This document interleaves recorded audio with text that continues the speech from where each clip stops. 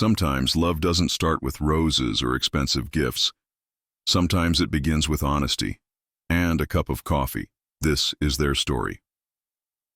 The cafe was buzzing with its usual Saturday morning crowd, the soft hum of conversation mixing with the clinking of mugs and the hiss of the espresso machine. Outside, rain tapped gently on the window panes, painting little rivers down the glass. Inside, it smelled of roasted beans and fresh pastries, a comforting warmth against the chilly air. At a corner table near the window sat a young woman, nervously, twisting the strap of her bag. She had arrived early, hoping to calm herself before he came, but her heart hadn't stopped racing since she sat down. She looked down at the menu, the neat rows of coffee blends and fancy pastries, and her stomach tightened. Every option felt like a cruel reminder. She couldn't afford even the simplest cup. She had debated not coming at all, but curiosity had won over pride. Her friend had set her up on this blind date, insisting he was different, someone kind. She wasn't sure she believed it. Life had taught her that people often cared about appearances, not about stories hidden beneath them. The door opened, and a cool breeze swept through as a tall man walked in. He carried himself with the ease of someone used to being noticed. Broad shoulders, crisp shirt, neatly rolled sleeves. Yet his smile softened him, a warm curve that reached his eyes as soon as he spotted her. He crossed the room in confident strides, and she sat up straighter, her pulse hammering. "You must be Emma," he said, voice low and calm, extending his hand. She nodded, her fingers brushing his in a quick, hesitant shake. "And you're Daniel," she replied, her voice smaller than she intended. He sat opposite her, glancing at the menu. "This place has the best caramel latte. Have you tried it?" Her throat tightened.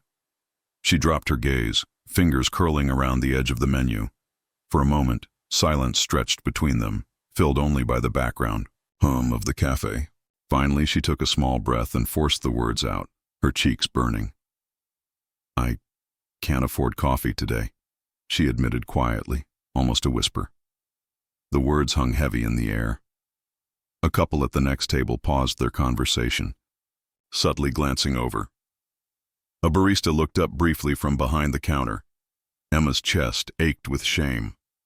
She wished she could disappear, sink into the wooden floorboards, and escape the weight of judgment she imagined pressing down on her from every corner of the room. But then Daniel did something unexpected. He didn't flinch, he didn't laugh, he didn't frown in pity. Instead, his smile widened, calm and reassuring, as though she had told him nothing unusual at all. "Then," he said gently, rising from his chair, "I'll make sure neither of us leaves empty-handed." He walked to the counter, his shoulders relaxed, his tone easy as he ordered, "2 coffees, please. Make them special." His voice carried enough warmth that even the barista smiled as she nodded. He glanced back at Emma, giving her a little nod as if to say, "It's okay, don't worry." Emma sat frozen, blinking rapidly. She wasn't used to this. Usually, when money came up, people's expressions hardened, or they shifted uncomfortably. Or worse, they made assumptions. But Daniel's reaction was different. There was no judgment in his eyes, only kindness, as if he understood that her honesty was worth more than anything she could have bought from the menu. When he returned to the table and slid into his chair, he leaned forward, resting his elbows casually on the polished wood. "So," he said with an easy grin, "tell me about yourself. What do you like to do when it's raining outside like this?" Emma blinked again, startled by the sudden shift. He wasn't asking why she couldn't afford coffee. He wasn't pressing her for explanations. He was just moving forward, like nothing had happened. The tension in her chest eased a little. She let out a breath she hadn't realized she was holding and allowed the corner of her lips to curve into the faintest smile. And in that small moment, as the first drops of coffee began to pour behind the counter and the rich aroma filled the air, the atmosphere around their table shifted. The whispers faded, the stares dissolved, and it was as if the cafe itself leaned back, giving them space to begin something neither of them could have predicted. The coffees arrived a few minutes later, steam curling upward like delicate ribbons, carrying the sweet aroma of caramel and roasted beans. The barista placed them gently on the table, and Daniel slid one cup toward Emma with a calm smile. She hesitated, fingers trembling slightly before wrapping around the warmth of the mug. The heat seeped into her skin, and for a fleeting moment, she felt comfort instead of shame.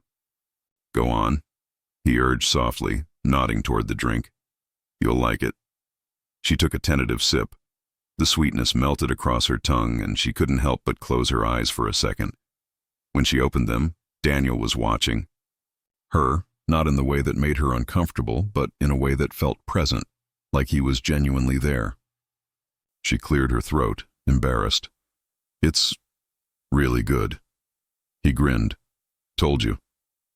For a while they sat in silence, the only sounds around them being laughter from a nearby table and the steady rhythm of rain outside. Emma felt a knot in her stomach, unsure what to say next. Most people she had met before wanted to talk about jobs, money, ambitions, things she didn't have much to offer on. But Daniel didn't ask those questions. Instead, he leaned back slightly, studying her with curiosity, and asked, "So, what do you enjoy doing when you're not braving blind dates in crowded coffee shops?" The question caught her off guard. It was simple, yet no one had asked her that in a long time. She blinked, her lips parting slowly. I like drawing," she admitted, her voice barely above the hum of the cafe. "Sketching, mostly. People, places, just whatever I see." His eyes lit up with genuine interest. "That's amazing. Do you carry a sketchbook with you?" She nodded, hesitating, then dug into her bag, pulling out a worn notebook with edges frayed from use. She placed it on the table, fingers resting protectively on the cover. "It's nothing special," she murmured. "Can I?" he asked, motioning to the book. Her instinct was to pull it back, to keep the private pieces of herself hidden, but something about the steadiness in his gaze made her pause. Slowly, she slid the sketchbook toward him. He opened it carefully, turning the pages as though handling something fragile. Each drawing revealed her world. A quiet street corner, the silhouette of a mother and child, a rainy skyline. His lips curved into a small smile as he took it all in. "These are beautiful," he said finally, his voice sincere. "You don't just draw, you capture feelings." "This one," he pointed to a sketch of a little girl holding an umbrella too big for her. "I can almost hear the rain in it." Her cheeks warmed and she looked down, biting her lip. Praise was something she wasn't used to receiving, not like this. "Thank you," she whispered. He closed the sketchbook gently and slid it back toward her. "You know, most people would pay for art like this. Don't ever think it's nothing special." Something stirred in her chest, a mix of gratitude and disbelief. She had always dismissed her drawings as a hobby, something to pass the time. No one had ever suggested they were worth more than scraps of paper. "What about you?" she asked quietly, wanting to turn the focus away from herself. "What do you do?" He leaned back, taking a sip of his coffee before answering. "I run a company. Nothing too exciting, just a lot of meetings and phone calls. But outside of work, I'm a dad. That's the job I care about most." Her eyes lifted, curiosity replacing hesitation. "A dad?" He nodded, and for the first time since they'd sat down, his voice softened, almost tender. "Yeah. I have a little girl, 6 years old, smart, funny, stubborn. She's my whole world." Something in the way he said it, so casually, yet filled with warmth, made Emma smile. "She's lucky to have you." He shook his head slightly. "I think it's the other way around. She reminds me every day what matters. When she's around, I forget about boardrooms and deadlines. To her, I'm not a CEO, I'm just dad. And honestly, that's the best title I've ever had." Emma's chest tightened, not with discomfort, but with a strange, unexpected sense of connection. This wasn't a man trying to impress her with wealth or power. He was simply sharing himself, piece by piece, with no arrogance in his tone. She realized he had never once made her feel less for what she lacked. If anything, he seemed intent on showing her that she was more than enough. The rain outside grew heavier, tapping against the glass in a soothing rhythm. Their coffee sat half-finished, but neither of them noticed. Words flowed more easily now, laughter slipping between stories of childhood memories, favorite books, and little quirks they'd never told anyone on a first meeting before. The initial awkwardness had dissolved, replaced by something softer, something real. As Emma watched him speak, his hands gesturing animatedly, his eyes crinkling when he smiled, she felt a warmth spreading through her chest that had nothing to do with the coffee in her hands.